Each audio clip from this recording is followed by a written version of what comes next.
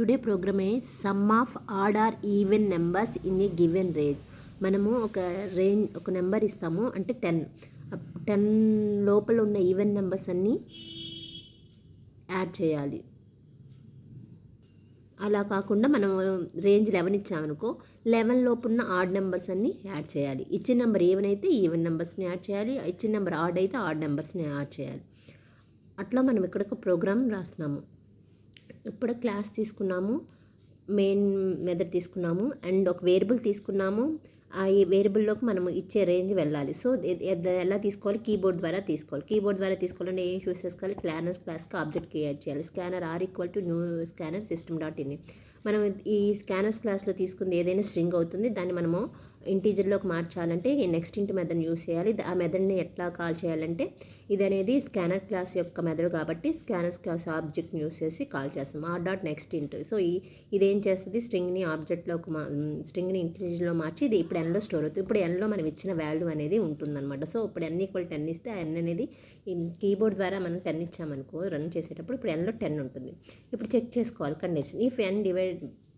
If n mod 2 = 0 0. ఇప్పుడు n divide చేస్తే ఎంత వస్తుంది? రిమైండరు 0 వచ్చిందనుకో, అంటే 10 2తో డివైడ్ చేస్తే రిమైండర్ 0నే కదా, అది even number. So even number ఇచ్చినప్పుడు మనం ఇచ్చిన ఇన్పుట్ అనేది ఈవెన్ నెంబర్ అయితే అది ఈవెన్ నెంబర్స్ని యాడ్ చేస్తుంది. అలా కాకుండా 11 ఇచ్చామనుకో, odd number.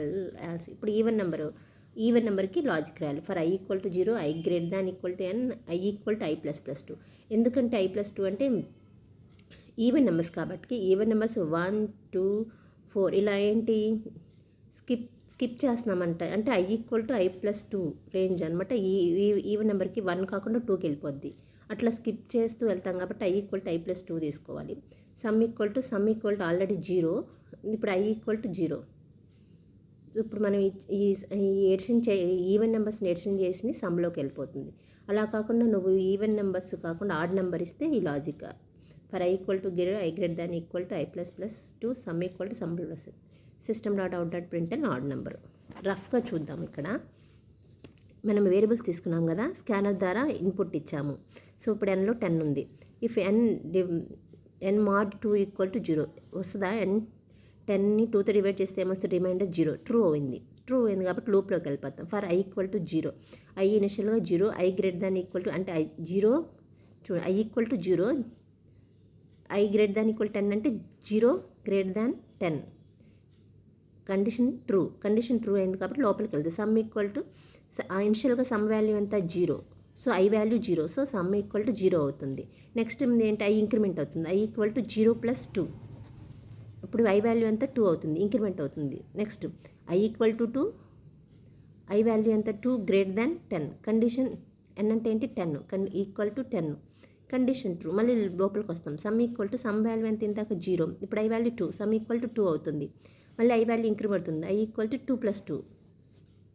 Next i value అనేది 4 అవుతుంది. మళ్ళీ చెక్ చేసుకోవాలి. i=4, మళ్ళీ ఇంక్రిమెంట్ అవుతుంది కాబట్టి i=4. 4 > 10.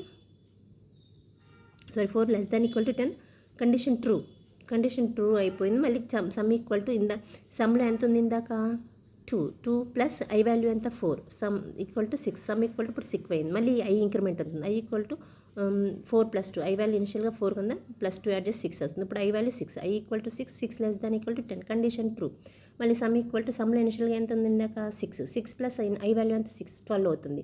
మళ్ళీ i ఇంక్రిమెంట్ అవుతుంది. ఇప్పుడు i వాల్యూ 8 అవుతుంది. ఇప్పుడు i=8, 8 > కండిషన్ ట్రూ. మళ్ళీ సమ్లో ఎంత? 12 + 8 ఎంత? 20 వచ్చింది. మళ్ళీ i ఇంక్రిమెంట్ అవుతుంది. i ఇంక్రిమెంట్ అవుతుంది అంటే 10 అవుతుంది. 10 > 10.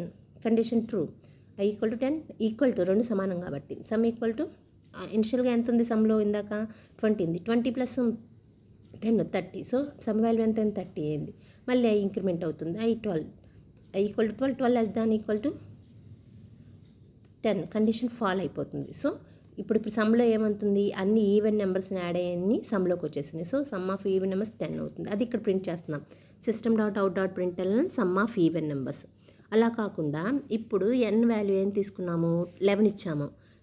n వాల్యూ 11 వేస్తే 11 / 2 ఎంత వస్తుంది? 1 వస్తుంది. 0 రాదు. సో 0 రాదు కాబట్టి ఎల్స్ పార్ట్కి వెళ్తుంది. ఎల్స్ పార్ట్లో సేమ్ i=2, ఎల్స్ పార్ట్లో వచ్చి ఈ పార్ట్లో ఏం చేస్తుంది, ఆడ్ నెంబర్స్ని యాడ్ చేస్తుంది అనమాట.